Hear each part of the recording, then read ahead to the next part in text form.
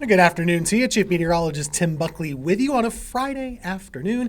It is 6:30. We're tracking the radar for you because we have a couple of scattered thunderstorms that are moving around the area. One or two of them have had a severe thunderstorm warning at times, and yeah, we could have more of that as we go into the weekend. Both Saturday and Sunday have a bit of a storm chance for us. And then next week, it's going to be all heat all the time. So let's get right to it now, show you the latest live radar.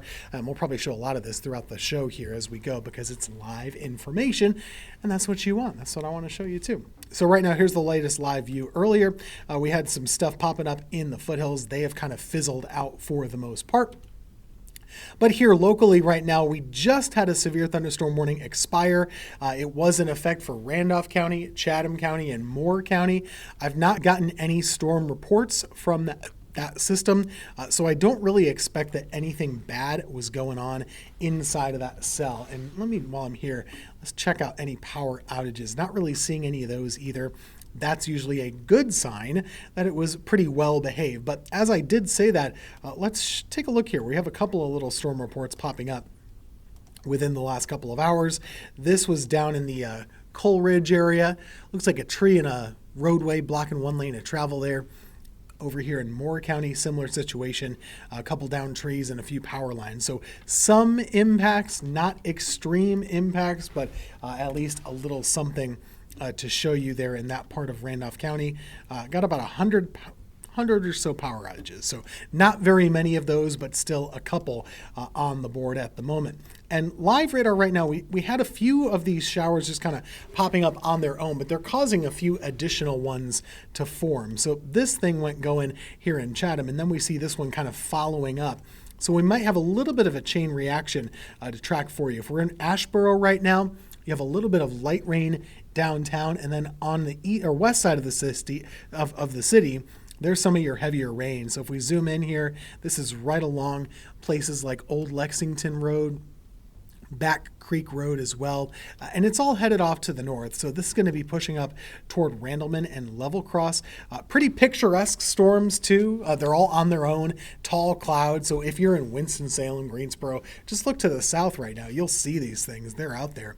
Same situation in Burlington and Alamance County. These storms are off to your south right now. They're kind of fizzling, they're weakening, but they could also spark a few additional ones. So that'll about do it for our live radar tracking. We can kind of check up as we go throughout the show here. Not much showing up on Winston-Salem camera, but I did want to use our Randleman camera because we're actually showing some of that storm at the moment. You can kind of see it off in the distance with some darker clouds moving through. That's kind of the action that we're going to be watching, not just tonight, but also for the next couple of days. So if you look at Futurecast here, we'll be looking at just a couple scattered storms the rest of this evening, probably fizzling out by around 8 to 10 o'clock. And then going into tomorrow, dry for the first half of the day and into the middle of the afternoon. But by about 3 to 4 o'clock, that's when we could see a line of showers and storms start to develop. It starts in the west. It moves off through the east, and these will push right through. And as they do, you could be getting some gusty winds along with thunder and lightning.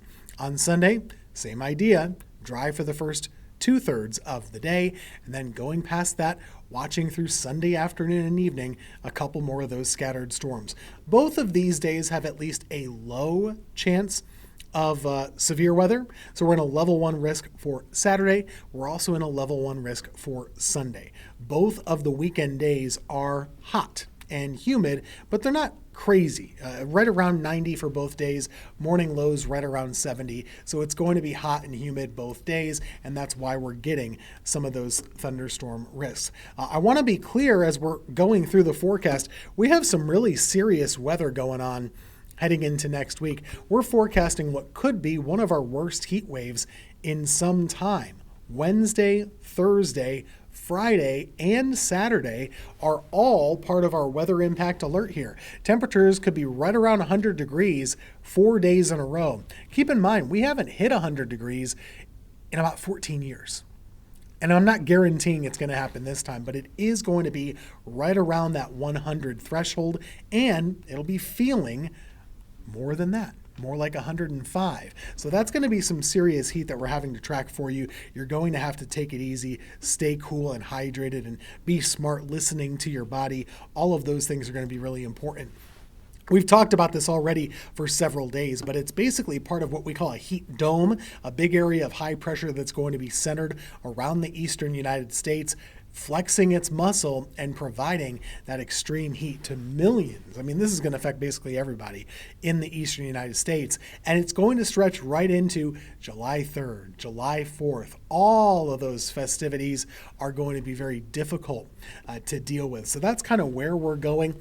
We have something, it's a product from the National Weather Service called Heat Risk. It's meant to separate between the regular hot days and the extremely hot days, the ones you really have to slow down and listen to.